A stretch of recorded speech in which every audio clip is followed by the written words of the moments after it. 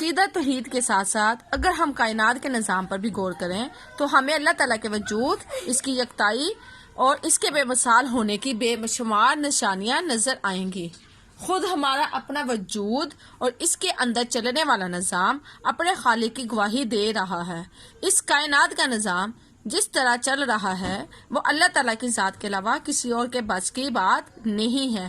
اللہ تعالیٰ کی رحمتوں کا فیض دن رات اس کی مخلوقات پہنچتا ہے، اور جتنا بھی خرچ کر لیں لیکن اس کے خزانوں میں کوئی کمی نہیں آتی۔ آپ کو جیسا کہ پتہ ہے کہ ہم لوگ، ہمارا اپنا وجود اس بات کی گواہی دیتا ہے کہ ہمارے اندر جو نظام چلتا ہے وہ صرف اور صرف اللہ کے ہاتھ میں، یہ کسی انسان کے بس کی بات نہیں ہے۔ جیسے ہمارے اندر پورا خون کا نظام ہے، پورا ہر چیز، جتنے بھی آرگنز ہیں وہ سارے اپنے اپنے حساب کے ساتھ، اپنے اپنے ٹائم کے ساتھ کام کرتے ہیں۔ یہ انسان کے بس کی بات نہیں ہے، صرف اور صرف اللہ کے ہی بس کی بات ہے۔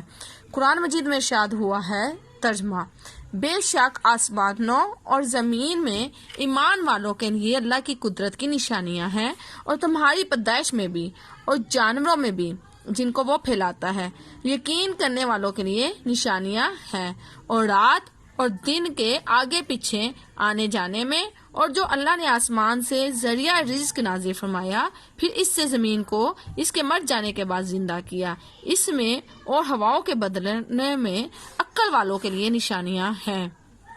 اللہ تعالیٰ کی اور بھی صفات ہیں، یعنی وہ زندہ اور ہمیشہ رہنے والا ہے، جو کچھ ہو چکا یا جو کچھ ہو رہا ہے اور جو کچھ ہونے والا ہے اسے سب کا علم ہے، اس کے علم کا احاطہ نہیں کیا جا سکتا۔ وہ رحیم ہے، وہ کریم ہے، وہ حاجتوں اور ضرورتوں کو پورا کرنے والا ہے، وہ ہمارے گناہ بخشنے والا اور ہم سے بہت محبت کرنے والا ہے۔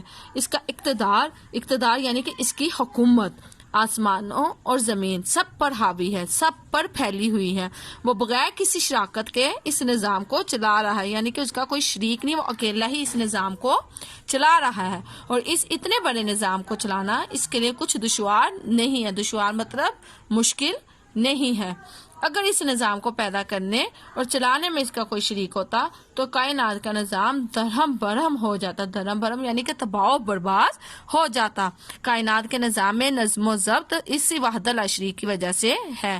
ارشاد باری تعالیٰ ہے، ترجمہ: اور اگر آسمان اور زمین میں اللہ کے سوا اور معبود ہوتے تو زمین و آسمان درہم بھرم ہو جاتے۔ جو باتیں یہ لوگ بتاتے ہیں اللہ مالک عرش ان سے پاک ہے۔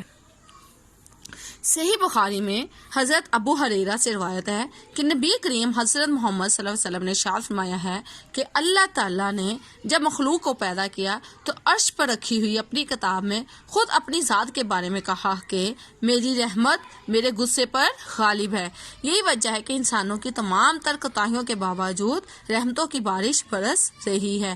اس کی مزید نشانیوں میں سورج، چاند، ستاروں کا نظام، پہاڑ، دریا، سمندر، موسموں کا تغیر مطلب بدلنا، رنگ برنگے پھول اور پھل ہے۔ غرض یہ کہ زمین و آسمان میں پائی جانے والی ہر چیز اور اس کائنات کا نظم و ضبط اللہ تعالیٰ کے وجود کی گواہی دے رہا ہے۔ زندگی اور موت بھی اس کے وجود کی دلیل ہے۔ نبی کریم صلی اللہ علیہ وآلہ وسلم کی دعا۔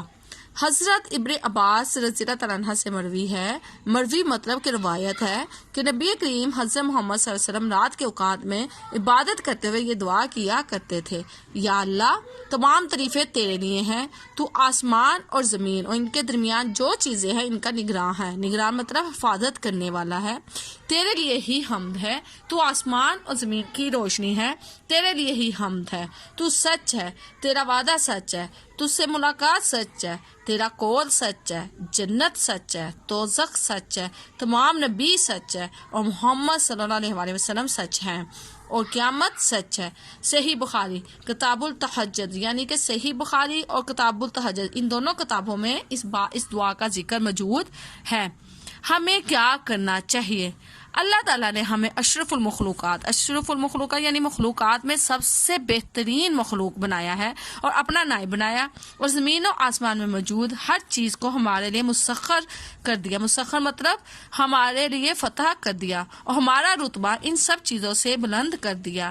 لہذا اللہ تعالیٰ کا نمائندہ ہونے کی وجہ سے ہمیں مخلوق کو معبود بنانے کی بجائے خالق یعنی کہ پیدا کرنے والے کے سامنے جھکنا چاہیے، یعنی کہ ہمیں کسی اور کی عبادت نہیں کرنی چاہیے، صرف اور صرف اللہ کے سامنے جھکنا چاہیے، اپنی تمام مشکلات کا اظہار صرف اسی کے سامنے کرنا چاہیے، صرف اسی کی عبادت کرنی چاہیے، اور اس کی عبادت میں کسی کو اس کا شریک نہیں ٹھہرانا چاہیے۔ اللہ تعالیٰ کے سوا کسی کو شریک ٹھہرانا سب سے بڑا گناہ ہے۔ ہمیں چاہیے کہ اللہ تعالیٰ کے فرمانبردار اور اطاعت گزار بنیں اور اس کے بھیجے ہوئے آخری نبی صلی اللہ علیہ وسلم کی پیروی کریں، کیونکہ جو شخص رسول اللہ صلی اللہ علیہ وسلم کی فرمانبرداری کرے گا وہ قرآن مجید میں موجود اللہ تعالیٰ کے احکامات کو مانے گا اور جن اعمال سے منع کیا گیا ان کاموں سے بھی رک جائے گا۔